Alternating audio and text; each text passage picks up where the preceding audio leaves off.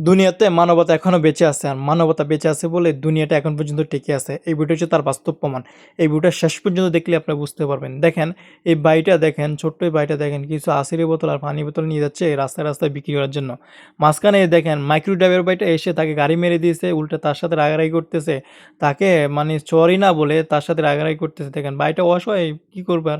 দেখেন আশির বোতল উঠায়ে নিজের দোষ নিজে স্বীকার করে নিয়ে যাচ্ছে। দেখেন পরবর্তীতে এই আরেকটা ভাই দেখেন দূর থেকে দেখে বলতেছে, "এই ভাই আপনি কি মানুষ নাকি? আপনি তার সাথে এরকম ব্যবহার করতেছেন কেন? আপনার থেকে এটা আশা করছি।" দেখেন পরবর্তী দেখেন ভাইটা নিজে তার পানির বোতল আর আশির বোতল নিয়ে দেখেন তাকে গাড়িতে নিয়ে বসাবে।